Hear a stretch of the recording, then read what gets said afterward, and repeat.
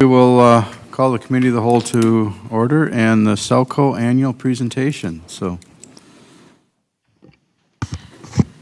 welcome. Thank you. Welcome to, yes, thank you for having us once again. Now that you got all your heavy stuff out of the way, we get to do something fun. We get to talk about libraries. My name is Michelle Adi, and I'm the director in Kenyon. I'm going to let my colleagues introduce themselves as well. I'm James Hill. I'm the director of the Zambroto Library. I'm Brigitte Rawl. I'm the director at Lake City. I'm Dan Brower. I am the new director at Red Wing Public Library. We are missing two today. Rachel Gray from Pine Island and Nicole Miller from Cannon Falls couldn't attend today. So we're going to just start talking about what we've done over the last year. So year in review, you can see our patron visits at each of our locations. Our communities highly support us, as you can see by those patron visits. I won't go through all the stats here, but attendance has been great. People have started to come back into the library. We're still rebounding from the pandemic, but people are definitely supporting our community libraries.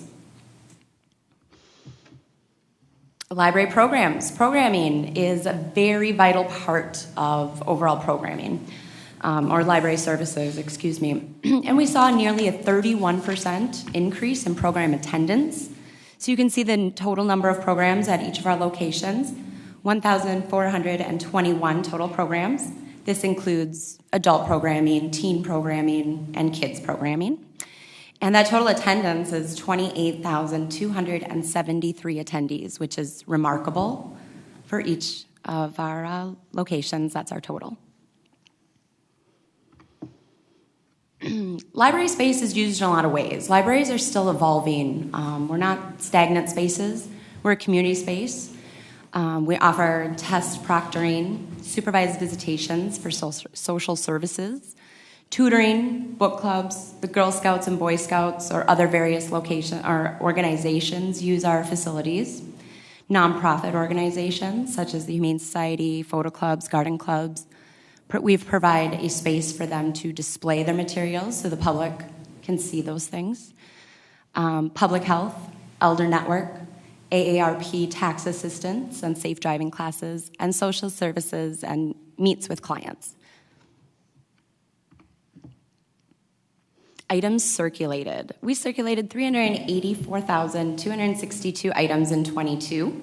Goodhue County circulation increased from 91,585 in 22 to 95,206 in 23. So that was nearly a 4% gain. So people are definitely using the libraries in traditional ways for circulating library materials. You can see those total circulation numbers and the circulation numbers at each of our locations, based on total and at the county level.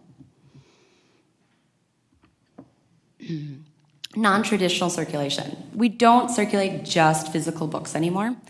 There's internet hotspots, Chromebooks, Kindles, Explorer packs, puppets, artwork, draft check packs, power check packs, storytime kits, breakout kits, STEAM kits, jigsaw puzzles, board games. I know a few of us are getting into Tony boxes. We circulate a lot of non-traditional items, so it's not just your traditional books that we circulate anymore. We offer a lot of different things. Technology, ebooks. We offer ebooks, e-audiobooks, language instruction, movies, magazines, genealogy research, job assistance, homework help, and ELM, which is the Electronic Library of Minnesota, for research as well. So we offer all of those at our locations, and many of those are offered online directly as well.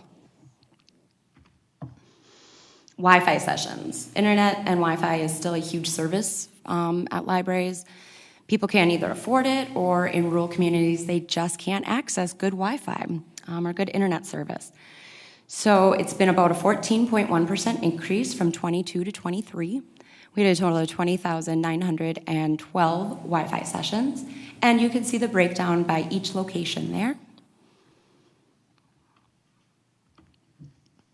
Computer sessions are also on the rise, almost a 21% increase. People have gotten rid of home printers, they cost too much, they come to the library to print out things, or you need an actual desktop computer to access some services. A laptop or a Chromebook isn't going to do it for you, and a lot of people have those maybe at home, but they don't have all the resources they need, so they come to the library.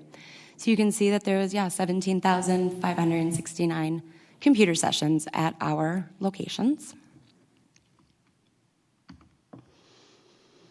And so how does the community use our computers? They might print out burning permits, online training, legal documents, tax forms, boarding passes, job applications, personal use, online shopping, social service applications, online college courses, and of course, test proctoring. Our website visits. So we had 507,978 website visits. This is actually a decrease. And I think that actually is because people get their information in different ways these days. We all have robust websites, but people get their information just by word of mouth or social media, and we don't really have a way to track that for the social media. So I think we're doing a really good job letting people know what we offer, because our attendance at our programs is up, patron visits are up, so people are still knowing what we're doing at the library. They just may not be visiting our website as much. The library is a business center. A lot of people work from home now, but you may not have everything you need at home or don't want to have that expense. So we still offer faxing services, scanning services, laminating services, copies, and many of us are notaries. Rebounding from COVID. The pandemic definitely had an impact on everyone, and we're still rebounding as well.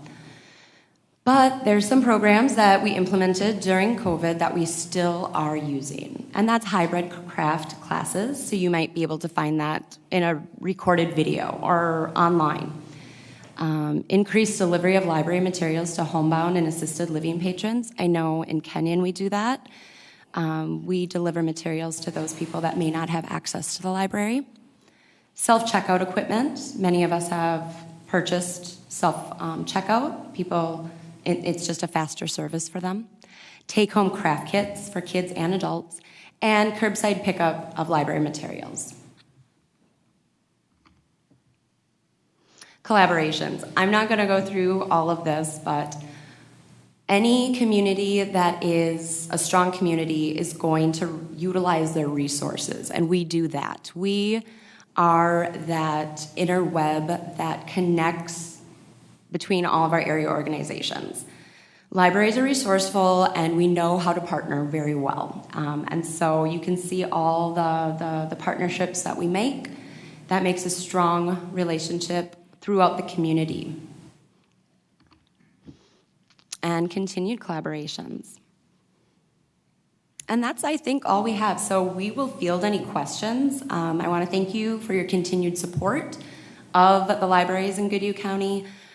We are very well used by the public, and we love creating those community relationships and those partnerships. So I thank you for your time. If you have any questions, please ask.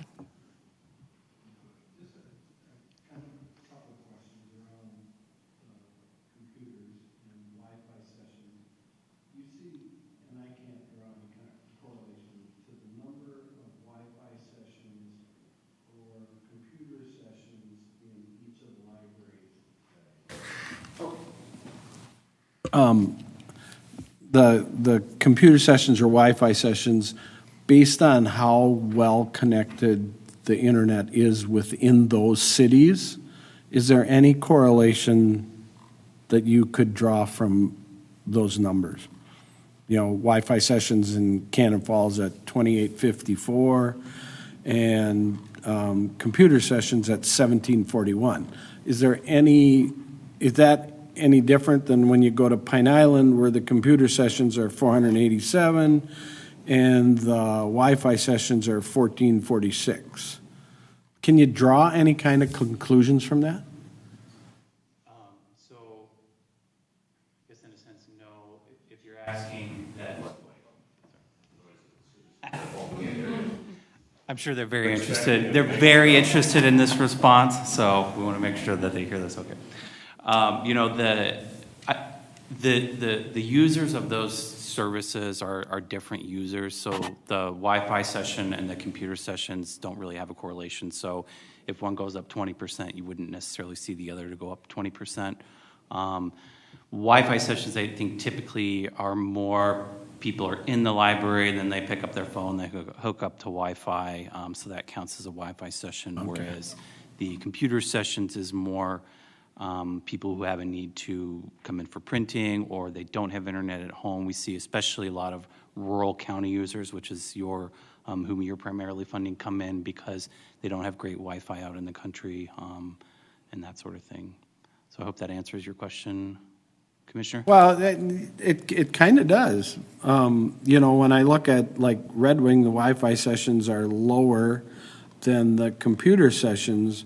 When I look at some of the others, the Wi-Fi sessions are higher and the computer sessions are lower. It just, I didn't know if there was anything you can draw from that.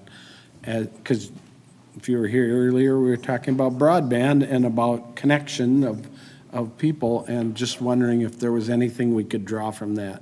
Because some cities are really well-wired and some are not as well-wired.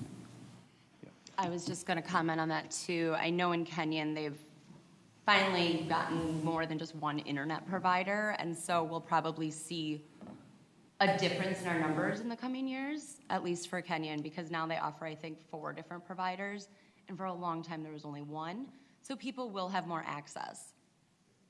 And to comment on Red Wing, we actually have 12 public computers, and I don't know if anyone else has that many, so we just have more physical computers available in the library, while the others, it may just be connecting on their mobile devices. So we just have more for people to use.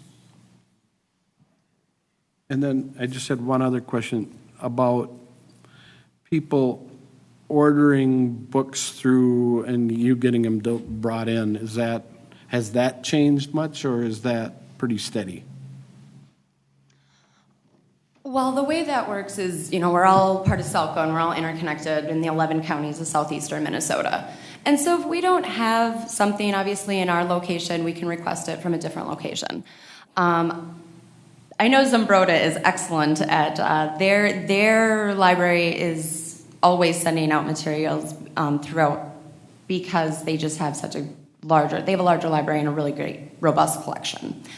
But I would say that what we order in and what's going out is remain pretty steady. At least I can speak on behalf of Kenyon on that. It's a great thing that we can interlibrary loan like that and share amongst each other. Well, and having been on this SELCO board for a while and now not on it again, so I did know that's a big piece of the SELCO budget, and the SELCO itself is making sure that we're trying to equalize the availability of the same materials at all libraries by transferring stuff around. So I was just curious if that had changed much. Thanks for your work. Any other questions?